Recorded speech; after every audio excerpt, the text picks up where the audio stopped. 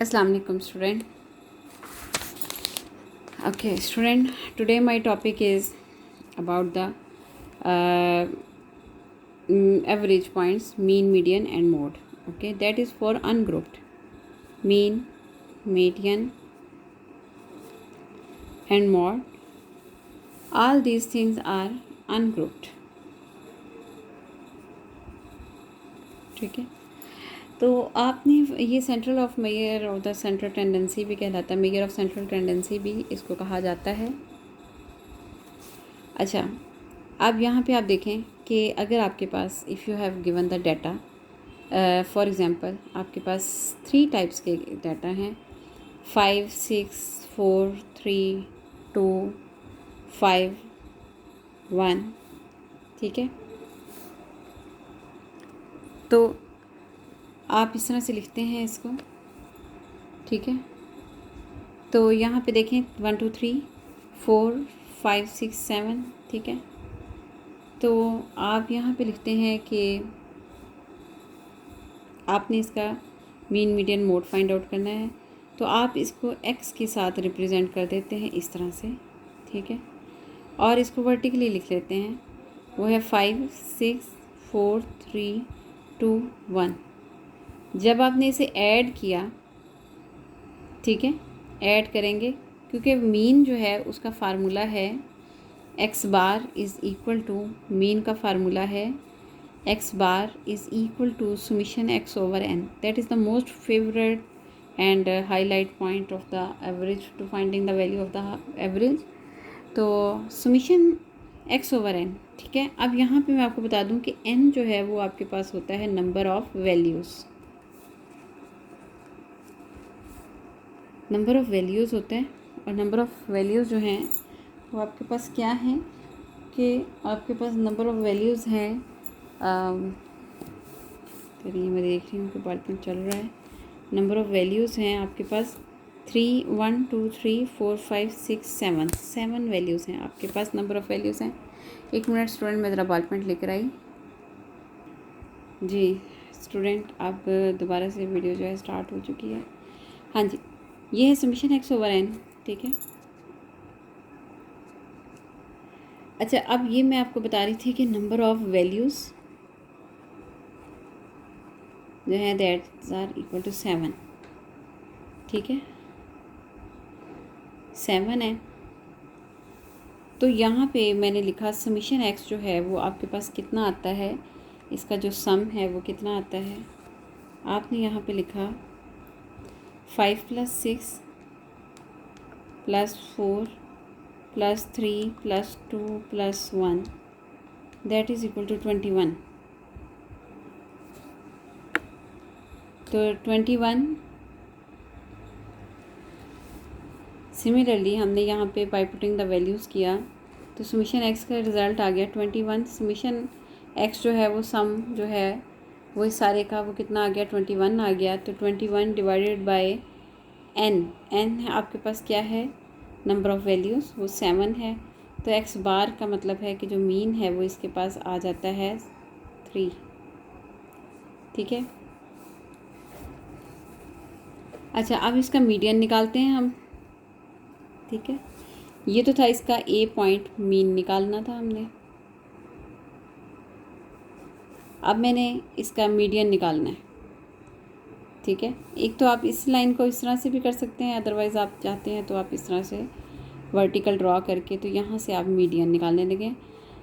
अच्छा, मीडियन के लिए अब क्या है, सबसे पहले आपका जो डाटा है it should be in ascending और डिसेंडिंग ऑर्डर, ठीक है। अच्छा, अब यहाँ पे आप देखें 5 6 4 3 2 1 है, 5 6 4 3 2 1। मीन के लिए तो आपने ऐसे ही डाटा रख दिया था, लेकिन मीडियन के लिए आपको एक, you have to be student change this in the ascending और descending order. First minimum value आप चूज़ कर लें 1 जो भी डाटा में, फिर उससे बड़ी 2, फिर 3, फिर 4, फिर 5, 1 2 3 4 5 जो है वो 2 टाइम्स है तो आप 4 2 टाइम्स लिखेंगे, फिर 6, ठीक है। अब आपने, अब ये इसकी नंबर ऑफ़ वैल्यूज़ हैं 1 2 3 4 5 6 7, ठीक है। आपने कहा कि 7 को मैं डिवाइडेड बाई 2 कर दूँ, 3 आता है, 7 डिवाइडेड बाई 2 कर दें तो 3.5 आता है। आप 3 वैल्यूज़ ऊपर वाली एक तरफ कर दें, नीचे वाली 3 वैल्यूज़ आप एक तरफ कर दें। जो सेंटर वाली वैल्यू है ये आपके पास आपका मीडियन है। That is for if the number of the n जो है वो आपके पास n जो है 7 है, ये ऑड नंबर है उसके लिए, ठीक है। ऑड नंबर में पॉइंट के बाद आप उस नंबर को डिवाइड बाई 2 करें तो पॉइंट के पास कुछ बच जाएगा, ठीक है। तो इसका मतलब है बस वो नंबर जो पॉइंट से पहले वाला नंबर है ना, उनकी वैल्यूज़ को आप एक तरफ कर दें, इसको इतना, ये पॉइंट के बाद वाले डिजिट को आप छोड़ दें, और जो सेंट्रल वैल्यू इसके दरमियान बच जाएगी that is your called your median, ठीक है। So median is equal to 4। ये वैसे आपस में अप्रॉक्सीमेट होंगे, इक्वल होंगे, और ये इसको एक्स टिल्डा से रिप्रेजेंट करते हैं, इसको एक्स बार से साइन को डिनोट करते हैं मीन को, और इसको जो एक्स टिल्डा से। अच्छा, अब आ जाते हैं हम मोड की तरफ आ जाते हैं। मॉड की तरफ आते हैं स्टूडेंट। तो जो मॉड है वो आपके पास कैसे आता है कि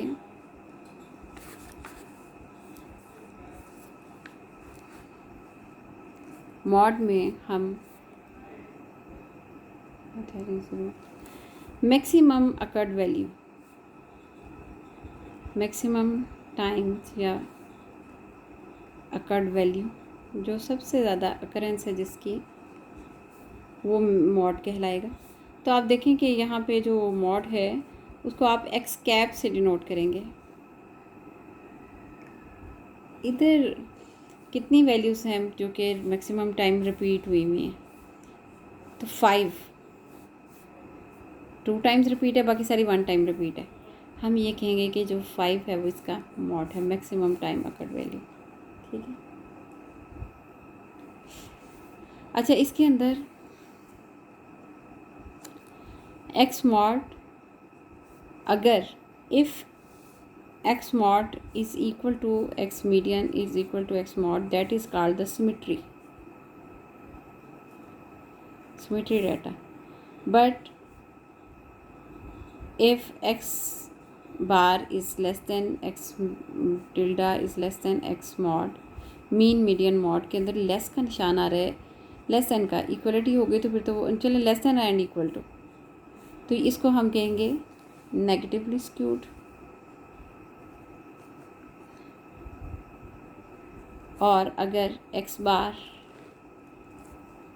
इज़ ग्रेटर देन और equal to x tilde is greater than equal to x mode, तो हम इसे कहेंगे पॉजिटिवली स्क्यूड, ठीक है। ये देख लें स्टूडेंट, अगर तीनों आपस में बराबर आ जाएंगे ना तो हम कहेंगे कि ये सिमेट्री है। अदरवाइज़ अगर ये इस तरह से आ जाएं कि मीन का रिज़ल्ट छोटा है मीडियन से, मीडियन का छोटा है, अब जैसे देखें ना मीन 3 है तो ये 4 है, ये 5 है, लेस देन आ रहा है, ये नेगेटिवली स्क्यूड है, ठीक है। और ये अगर रिज़ल्ट इस तरह आ जाता है तो आप इसे पॉजिटिवली, अगर आपके पास रिज़ल्ट सिमेट्री आता है ना स्टूडेंट, खैर ग्राफ तो नहीं, मुझे इस तरह तो नहीं बनाना चाहिए, ऐसे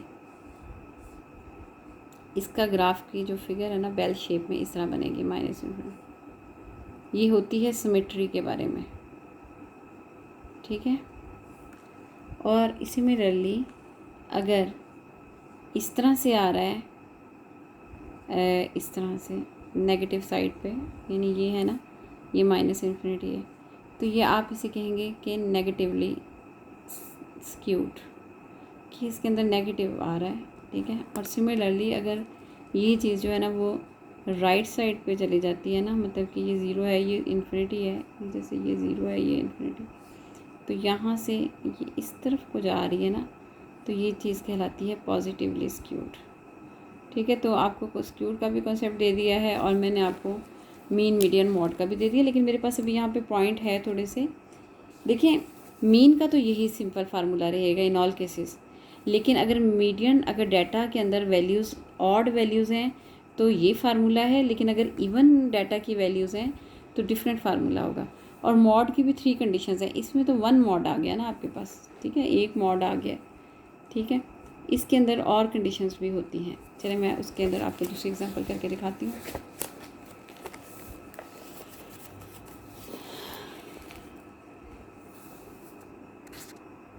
सेकंड एग्जांपल, इसके अंदर मैंने एक ख्याल करना है कि ये आपके पास जो है ना 71, 41, 51, 42, 24, 20 इस तरह, तो ये बस इस तरह से ये चलें 62, 71, ठीक है, इस तरह से, बल्कि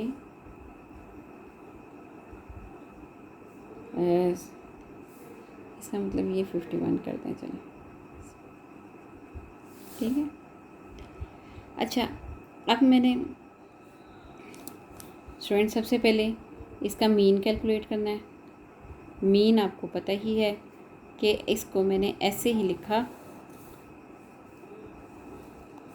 बल्कि हम इस तरह करते हैं, अगर हमने मीडियन भी निकालना है तो हम पहले से ही डाटा को symmetry ascending and descending order में मेंशन कर देते हैं, ठीक है। तो ये है सबसे पहला पॉइंट है 24, फिर है 41, उससे बड़ी वैल्यू है 51, फिर है सॉरी एक 42 भी वैल्यू है, वो यहाँ पे चले मैंने लिख दी 42, 51, फिर है 62, 71, 1 2 3 4 5 6 7 8 तमाम वैल्यूज़ जो हैं देखें, यहाँ पे आपने n is equal to number of values लिखा, दैट इज़ इक्वल टू 1 2 3 4 5 6 7 8 आ गया आपके पास, ठीक है। अच्छा, अब यहाँ पे स्टूडेंट मैंने आपको बताया कि आपने मीन निकाला, पहला पॉइंट, बल्कि यहाँ पे मैं लिखती हूँ, यहाँ पे मीन एक ही दफ़ा देखिए मैंने तरतीब भी दे दी, ये कॉलम मीडियन के लिए भी इस्तेमाल हो जाएगा। एक्स बार से डिनोट करते हैं समीशन एक्स ओवर एन, तो sum summations means sum of the all values of the x, ठीक है। तो ये मेरे पास आ गया 24, ये तमाम वैल्यूज़ जो हैं I have to add in the calculator, plus 24 plus 41 plus 52 plus 50, sorry दोबारा से मैं कर रही हूँ, 24 plus 41 plus 42 plus 51 plus 51 plus 62 plus 71 plus 71, that is equal to 413। देख भी लेते हैं मिस्टेक तो नहीं होगी, 1 2 3 4 5 6 7 8 9 10, नहीं मिस्टेक नहीं, 413, ठीक है। मैंने यहाँ पे लिखा 413 डिवाइडेड बाय n जो है वो आपके पास है number of values, that is equal to 8 है। 413 डिवाइडेड बाय 8 किया हमने, 413 डिवाइडेड बाय 8 किया, तो अब ये देखें आपके पास इस कंडीशन में आ रहा है, यहाँ पे F.D का बटन दबा देंगे, 51.625,